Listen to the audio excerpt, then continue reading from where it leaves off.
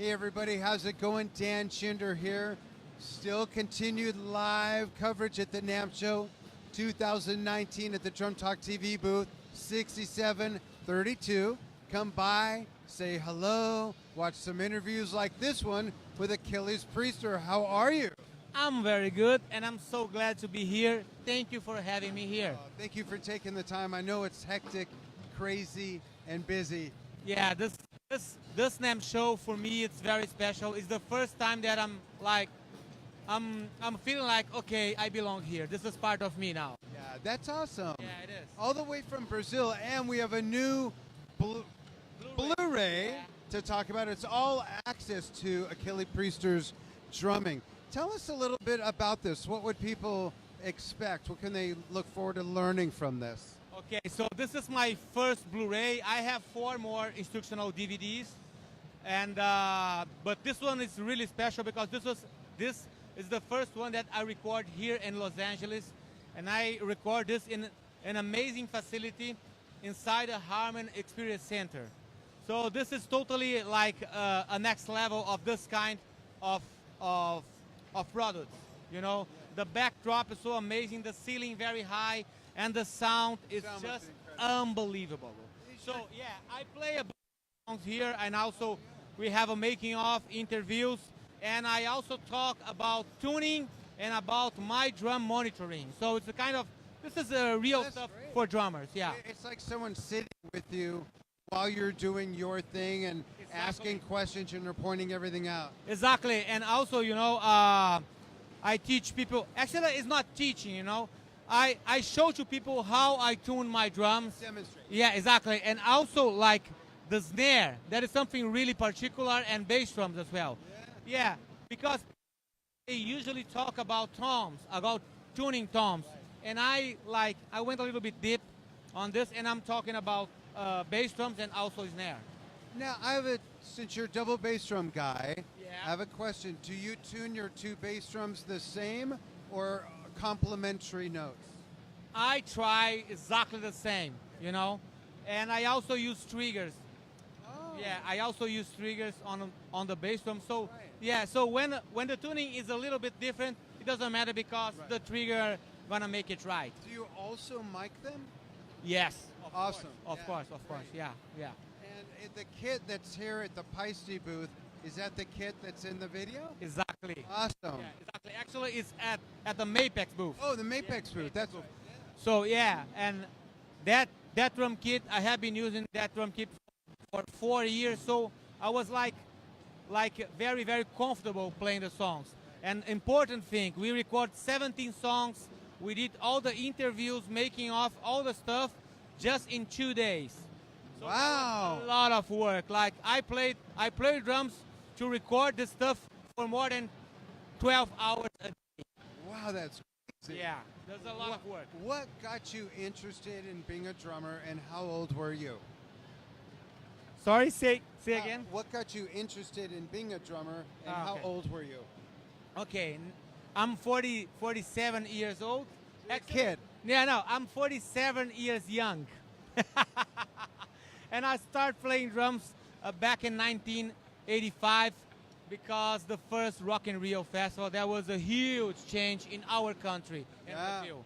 And at that time, I was totally inspired by a drummer, a Brazilian drummer called João Baroni. That is part of one of the most important bands of our culture called Paralamas do Sucesso. Obrigado, João Baroni. That is awesome. Who are some of your other influences? Okay. Besides me. So the first one was Nico McBride. Yeah. Thank you so much, Nico, for all the inspirations.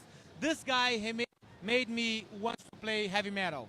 Awesome. And the second one, and the most important for me, still nowadays, Dean Castronovo. Oh, yeah. So, yeah, because everything... Really? I didn't know that. Yeah.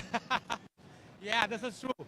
Everything that I play nowadays, I owe this to Dean Castronovo.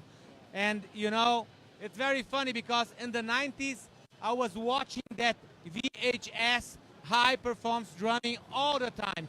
That's why in all my DVDs, I use the word drumming because I was inspired by his first VHS. To include it in the title. Yeah, exactly. You know, so he's still one of my favorite drummers, and now,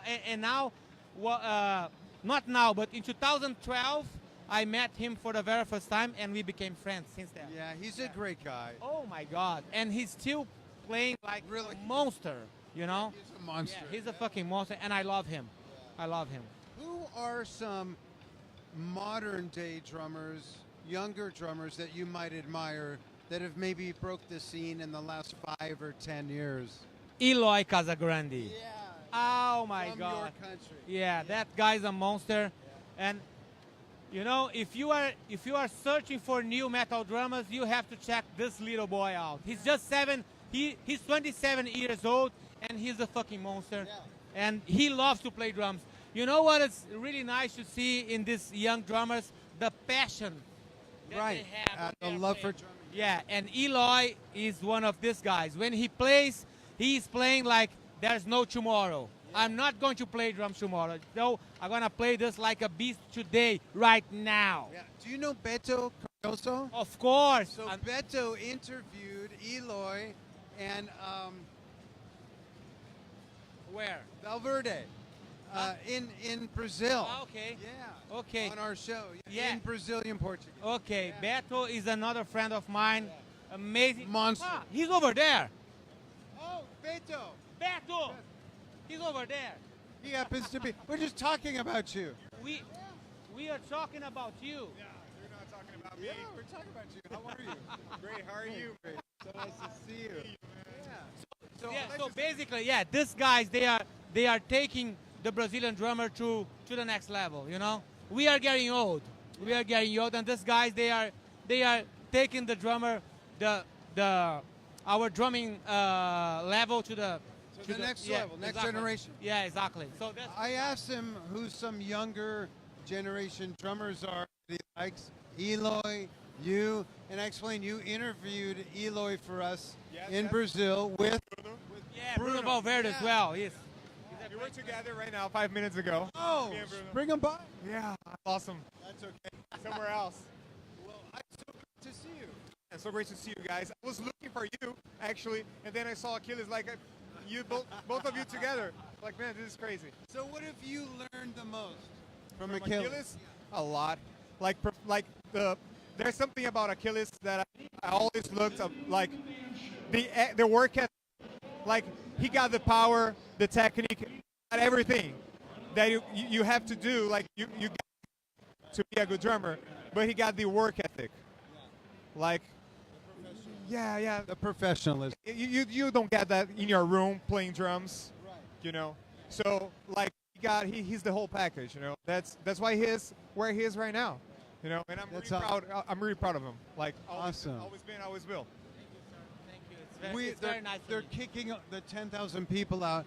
We'll do an online interview Absolutely. when you have time, and we'll dig Absolutely. real deep in depth into your career Thank you and so drumming, much.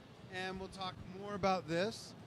And thank you so much for taking time to get with us. Thank you so much. You're It's welcome. a pleasure to be here, and thank you for what you guys are doing for the drumming community. This thank is really important because you are giving us some like such important space to Thank you. spread our stuff. Thank you so much. very much. Beto, thanks for coming by. Come Yeah, by you're tomorrow afternoon. We'll interview. Yeah. All right. Awesome. Thanks everybody for joining Aquiles Priester, Beto Cardoso, and myself, Dan Shinder, here on Drum Talk TV, live coverage of the NAMM Show 2019 in Anaheim, California, at the Convention Center, right next door to Disneyland. I'm going on a ride. Going right now.